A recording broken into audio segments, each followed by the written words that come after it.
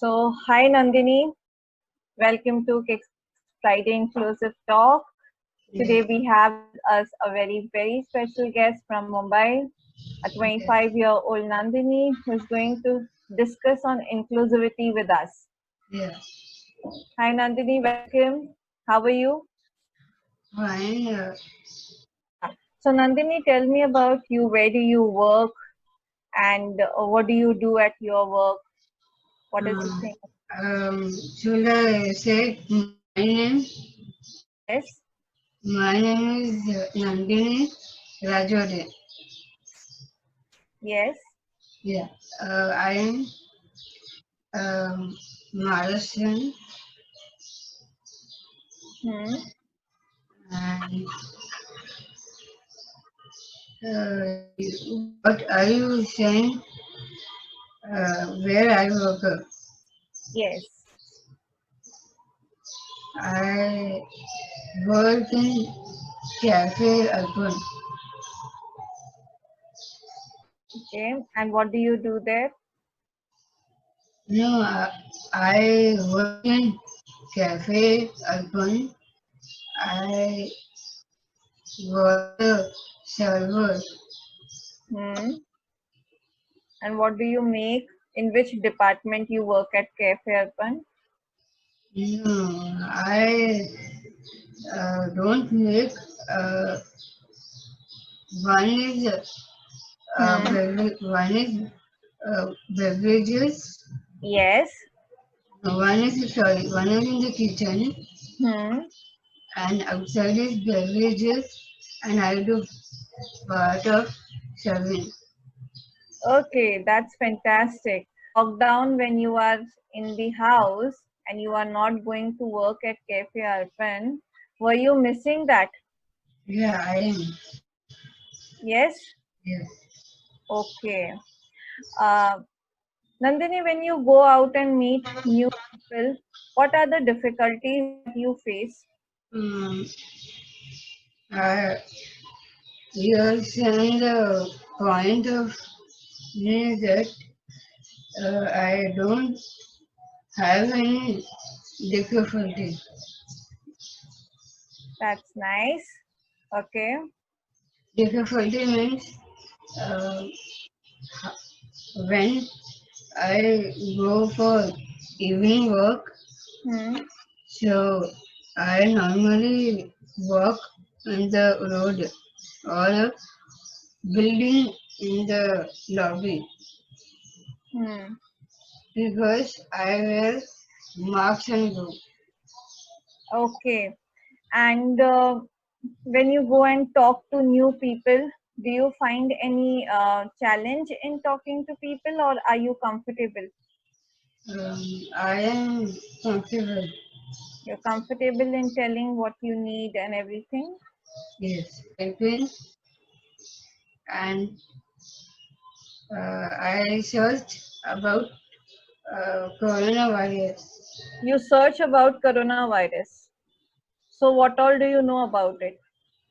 That coronavirus means I'll just explain you why uh, you have to keep one distance and when you come, uh, when you finish uh, evening work, you just go and uh, wash your hand with soap or you take a bath. Okay. And what else? That is the main thing Hmm. And why do we do that? because it uh, takes one virus, it can get germs inside. Inside the body. That's wonderful. Okay. So, we should all be taking precautions, right? Yes, Okay. So you miss working at Cafe Urban because of this coronavirus. yes. Hmm. Okay. And I do cook. I love to. do means I do coloring water. Hmm. Color means to from the book. I color the book. Hmm. Okay. Yes. Okay. That's you really answered all the questions very nicely. Thank you so much for connecting. So we have with us now Nandini's mother, Mrs. Mangala, to discuss about communication and inclusivity. So we had a brief conversation with Nandini, and here we have her mother with us. So hello, thank you so much for joining with us today. Hello, everyone. Say Um, hello. Yes. Hi. Okay. So as we were in the conversation about Nandini, so I would like to know more from you about the journey and her challenges faced in the society. Um, Her journey, we could break it down as to, I would say, academically and the physical growth. So, academically, she was, I think I should start with the physical growth if we have to start with the journey. So, we did a lot of early intervention, which involved physiotherapy, speech therapy, which helped her progress and which helped her improve her confidence, understanding also. And then by and large, she did uh, change and improve in certain ways. She was an extrovert and very bubbly and very talkative. So that was right up to the age of 21. Then I don't know what happened, but a lot of changes took place at the age of 21, and she changed into what you can see her now to be a completely different, quiet, still confident, but a little bit of an introvert kind of a girl, not very communicative, as not as much as before. Mhm. Going on to her academics, she schooled in Teresa's Convent Special School for a good number of years.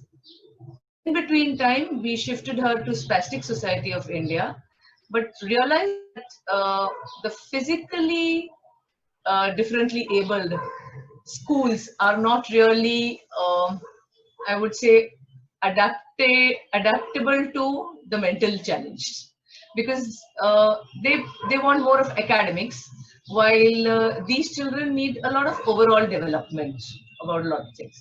So we were back to St. Teresa's. Then she did her vocational also over there, and after almost 17 years in that school, we found Cafe Arpan. So that's where she's Okay, been for 2 years. that's wonderful.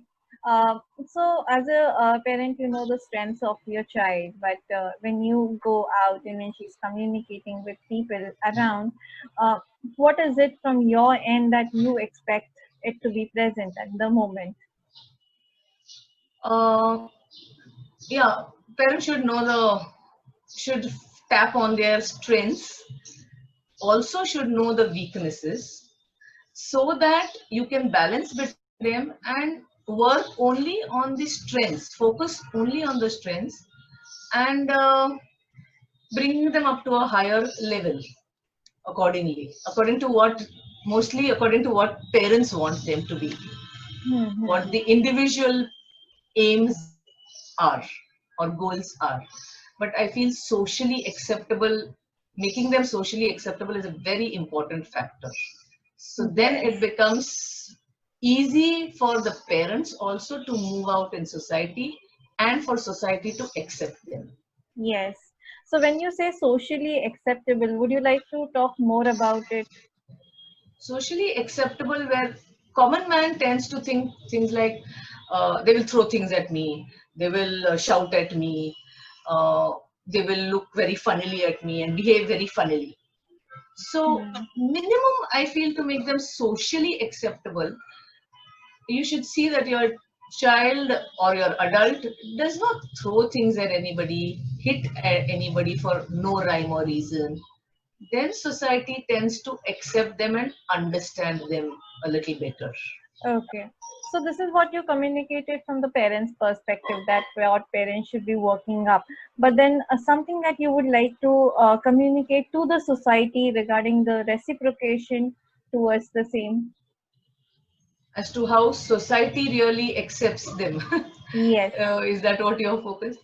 The younger generation, right in school itself, they should be made to understand this difference and Hmm. accept it as a difference. Not Hmm. everyone is normal, not everything moves smoothly, but let it be different.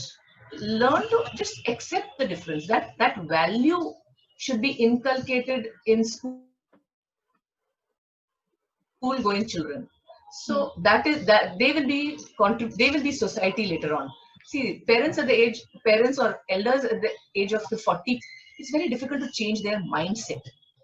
But if we can look forward to the next generation at least to changing their mindset, then we Hmm. are achieving a lot. As I said, in 25 years, we've already managed to change a little bit of the mindset. Hmm. And in society, if we go out with our children, society watches how we behave with them. That's a very good message. So society will also behave and accept them the way you are treating your child. If Hmm. I am simply going to pull my child and shout at her and beat her on the road for misbehaving, you see her reaction right now itself, because we have never done this. Instead, you tell her that this is not the way to go about it. This will not be good behavior. And if required, you have to punish this child just like you would punish a normal child. So that they That's a understand very good. punishment Yes. and so that they become socially acceptable and the society is watching you do such things. I Hmm. mean, there's nothing to hide. If society asks you what kind of a child is this, Hmm. don't hesitate to say, हाँ ये अलग है, मुझे भी मालूम नहीं है. As such, I mean, if Hmm. the child is small, I don't know how this will shape up, but I know this is not a normal child. But there will be something good in the child. All of us have our strengths and weaknesses. Hmm. So that is what I think we could do as parents.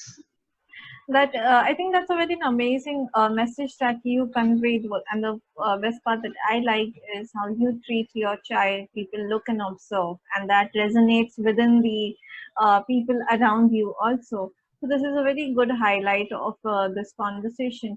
Now, since as I mentioned in the start, the theme is on the communication and inclusivity. So here I would like you to share any experience if you have when Nandini communicated to a stranger or to a new person, and how was the experience, and some message on this aspect of bringing inclusion in communication. These are two different things I'll just mention to Yeah. you about. Yes. One is, as you said, when Nandini speaks to strangers. So I just thought of an offhand example. When she was less than 21, as I said the other Hmm. age, we were walking on the road, and since I stopped to talk to somebody whom she did not know, she started off by telling them that my sister does this, I do this, my father does this, and the whole life history was given. So communication from her side was tremendous. But what to communicate, what to tell strangers, there is still a little bit of lack of understanding on their part as to what to share with strangers and what not to share with strangers. Hmm. That is a line to be worked upon. But Hmm. otherwise, there is no harm. Yes, let them communicate. There are so many people who, if we ask them something, normal children, since I'm a teacher, you ask them a question and they don't seem to reply correctly to the question. Hmm. So Hmm. it is okay if such children also do such things. But Yes. communication, if they are communicating, telling something, good. Hmm. I, So what I'm trying to and yeah, yes, dig and in the is. inclusion part. Now the inclusion, I would think of 2 3 examples. One is like having like as she works in Cafe Arpan, similar such small cafes, some shops, or a library, anywhere where it is, I would call it a sheltered place, but an interaction with society, because Hmm. some of them do require a little bit of shelter. Hmm. Hmm. And not all normal individuals would like to constantly communicate with them or call them their friends and be with them during their work time. Not all normal individuals would. So the sheltered place works better because they are amongst themselves. So as I said, the libraries, they could work there in a library, put books back in place, help in giving a book. So there is interaction with society. Similarly, cafes or shops where they would be selling something. But inclusion, I would still say, is starts with the next generation. If the next generation starts accepting them and understanding them at a young age, it would be a great boon. Very often for social service or social science, social service classes, they are taken to orphanages or they are taken to old age homes. Why are they never exposed to the differently abled?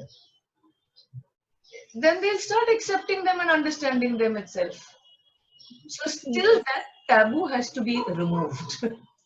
This is another very important highlight, that exposing young children and taking them for a field trip to such places where we have sheltered workshop or sheltered livings or daycare centers would be a very good initiation on bridging that gap which exists in the society at this Absolutely. present. I think that's wonderful. People many a times, like Down syndrome or cases with special needs or differently able, they get an opportunity to work in the mainstream with people in different organizations, companies, and other workplaces. Okay, where the ratio of them is less and the other is more. So in this scenario, the tolerance factors makes a huge difference. So do you want to comment something on that? Uh, I am of the opinion that if in such a place you have two, three at least of the differently abled together working, maybe suppose if it's in a mall on a shop floor, then they all three should be on the same floor and looking after the same things somewhere in the nearby vicinity. This is simply from the point of view, as I said, how many normal individuals like you and me in our 10 to 5 workplace would like to consider them as friends every day for 365 days and talk to them at any intellectual level, a conversation where you want to suddenly discuss the politics or actually the coronavirus, how the pandemic is affecting you and you're mentally depressed or you're disgusted, or those kind of things are possible to be discussed at a deeper level with them. Hmm. So none of the normal individuals would really go way out and want to be their friends for from 10 to 5, 5 days or 6 days of the week. So at least if there are two, three of the same type together, they will be happy by themselves. It's just like suppose you and I were friends. You and I get together more often every time we would have free time, and we wouldn't bother about the other 5 or 7 on the floor because we just both happen to be better friends. Hmm. So these two, three of them would tend to stick to each other. They have a way of communication amongst themselves. They're quiet, or they ask each other whatever they want, what clothes, and they are happy with whatever they are asking each other, or they are happy by just sitting with each other. So Hmm. I feel it should always be like that, and it should never be one single individual in one shop. Okay. This is what I feel. Now, if this answer doesn't suit you, don't take it because I'm very strongly of that opinion. No, I respect that thought, and it Yeah, gives a probe into thinking what on a practical level I would on a say. practical, purely practical level.